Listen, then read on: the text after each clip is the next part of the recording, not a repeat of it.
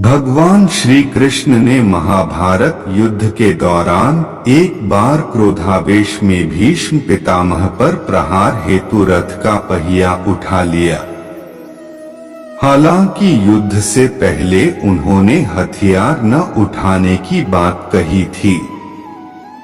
ऐसा कर उन्होंने संदेश दिया कि अवसरावश्यकता के अनुरूप मनुष्य को अपने निर्णय प्रण प्रतिज्ञा निश्चय में फेरबदल कर लेना चाहिए। उन्होंने ऐसा क्रोध में किया था और एक संदेश इस प्रकरण का यह भी है कि हर बार क्रोध बुरा नहीं होता। ऐसे अन्य प्रकरण भी मिलते हैं। भगवान शिव ने क्रोध में तीसरा नेत्र खोला और कामदेव भस्म हो गए। ऐसे ही भगवान श्री राम ने एक बार समुद्र को सबक सिखाने के लिए धनुष पर बाण चढ़ा लिया था। इन पौराणिक कथाओं से ज्ञात होता है कि भगवान ने भी कई अवसरों पर क्रोध किया है, लेकिन उन्होंने अन्याय से लड़ने के लिए क्रोध का सही समय पर सही तरीके से उपयोग किया। स्पष्ट है कि क्रोध कई बार अच्छी भूमिका में भी होता है।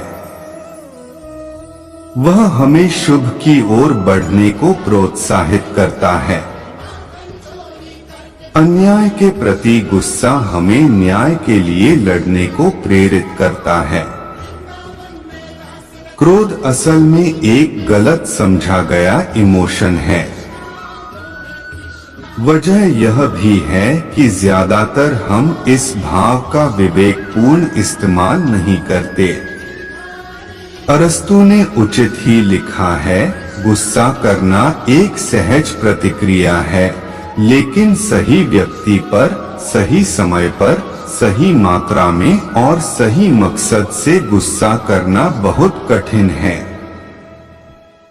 यही भावनात्मक परिपक्वता का करिश्मा है। थोड़े उकसावे पर तेज गुस्सा या घर का गुस्सा दफ्तर में और दफ्तर का गुस्सा घर में निकालने वाले दोनों जगह तनाव पैदा कर देते हैं और अपना नुकसान कर बैठते हैं।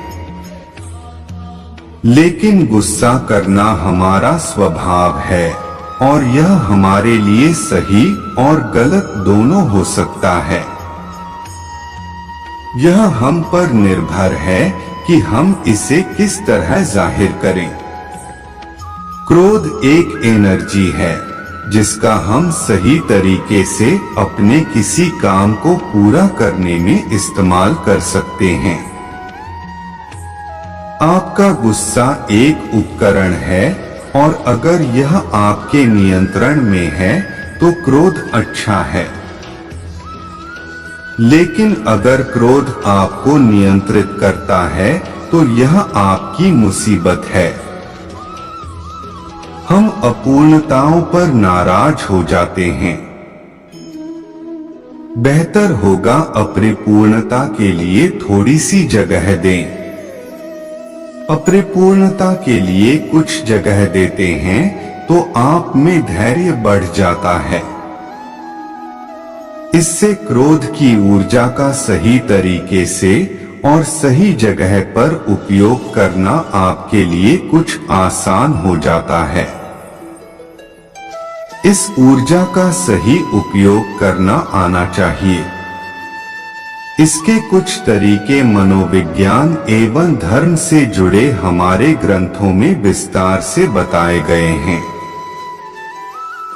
गीता में कृष्ण ने संदेश दिया कि अवसरावश्यकता के अनुरूप मनुष्य को अपने निर्णय प्रण प्रतिज्ञा में फेरबदल करना चाहिए।